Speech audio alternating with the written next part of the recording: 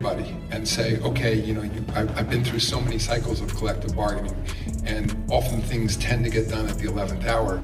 Listen, he messed this all the way up, and we are almost at the 11th hour, and I'm gonna set a drop dead date soon for y'all to either have this done or we move on. Ladies and gentlemen, the games are done. The poetry slam energy is done. The petty Instagram back and forth is done. Because Adam Silver, the NBA commissioner, the man who ultimately signs off on the money that keeps the WNBA running, just stepped in, closed the door, and basically told everybody to sit down and get serious. For months, we've been watching WNBA players and owners go at each other like kids arguing over the same toy. We saw the Valentine's posts. We saw the set tweets. But at NBA All-Star Weekend, Adam Silver finally spoke up, and he did not sugarcoat it. He delivered what sounded a whole lot like a warning to the entire WNBA structure. He brought up the idea of an 11th hour deal. He mentioned a possible drop-dead date. And most of all, he sent a very clear message to Breanna Stewart and the WNBPA leadership: you're dangerously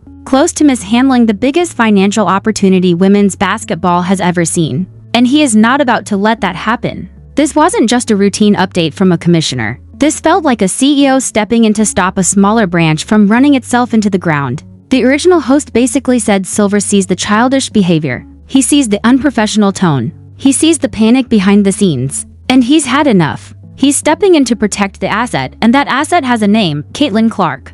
If anyone thought the idea of a lockout was just talk, think again. Silver made it clear the clock is ticking louder than people realized. He essentially told the union, if this isn't wrapped up by April, everything is on the table. Interview to would be most productive. See? They asked him, Breanna Stewart, and said, we love to sit down with Adam. We love for him to be at the table. He said, man, I ain't sitting down at the table with y'all.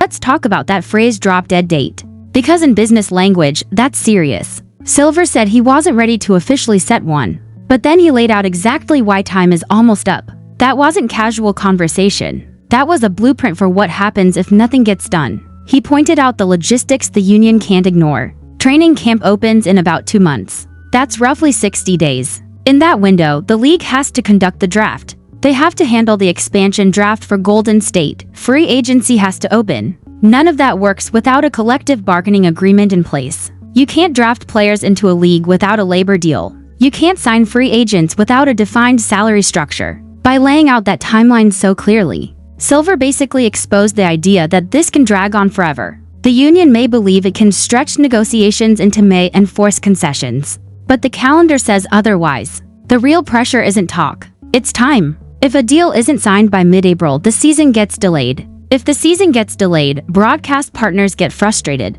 If broadcasters get frustrated, revenue starts to shrink. Silver has seen lockouts before on the NBA side. He knows how messy they become. And from his perspective, this is getting dangerously close to that territory. Interview in terms of the amazing amount of progress we've seen in women's basketball.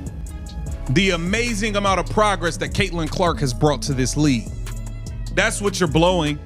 Adam Silver sees it, man. He see what. There's also the detail about the union publicly wanting Adam Silver directly at the bargaining table. They pushed for his involvement. They seemed to think going around WNBA Commissioner Kathy Engelbert and appealing straight to the NBA would change the dynamic. Maybe they believed that if Silver sat there in person, they could negotiate a larger revenue share. But Silver made it clear he has not been sitting at the table. He said he's involved behind the scenes. In executive language, that usually means he's guiding strategy without elevating the other side's status. It suggests he trusts ownership's approach and expects the formal negotiators to handle it. Publicly, he sounds measured and optimistic. Privately, he may be signaling to owners to stay firm. By not showing up personally, he avoids legitimizing the idea that the union can leapfrog league structure. That's a strong move. It reframes the power dynamic. It reminds everyone that the WNBA operates within the NBA's broader business umbrella.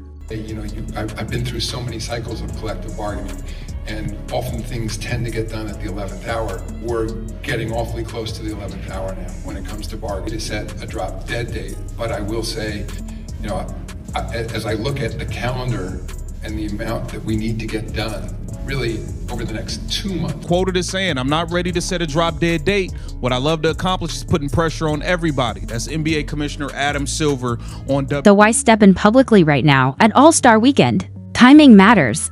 From a business standpoint, momentum matters even more. The league has experienced a surge in attention and viewership, much of it connected to Caitlin Clark's rival and the broader rookie class energy. Ratings have jumped. Sponsorship conversations have grown. There's serious long-term revenue potential on the table. A work stoppage would slam the brakes on that momentum. If there's a strike, the spotlight fades. Casual fans drift away. Sports calendars move on. Silver understands how fragile growth moments can be. From his perspective, canceling or delaying a season right when interest is peaking would be a massive setback. His comments about progress and timelines sound less like abstract labor talk and more like a push to protect a rare growth window. In business terms, sustained momentum equals long-term value. Losing that over a stalled negotiation would be costly for everyone involved. To the WNBA about the latest CBA negotiations. This is a three-parter, folks.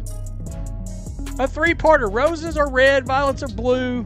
We'd love a proposal that values players too. Conversation also referenced social media posts and public messaging that some view as unprofessional. Silver is aware that perception matters. The WNBA brand connects directly to the NBA brand.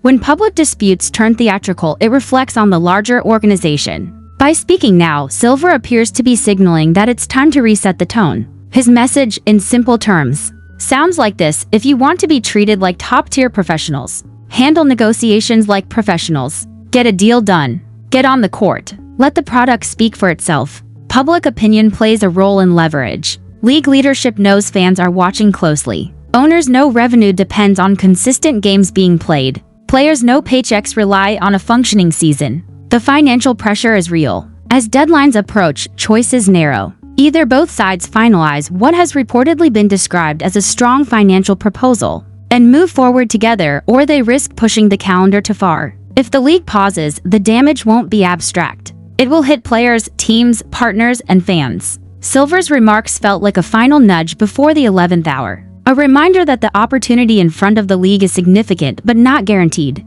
The message was simple: the time for public sparring is ending. The focus now has to be on signing the agreement and starting the season. The window is open, but it will not stay open forever.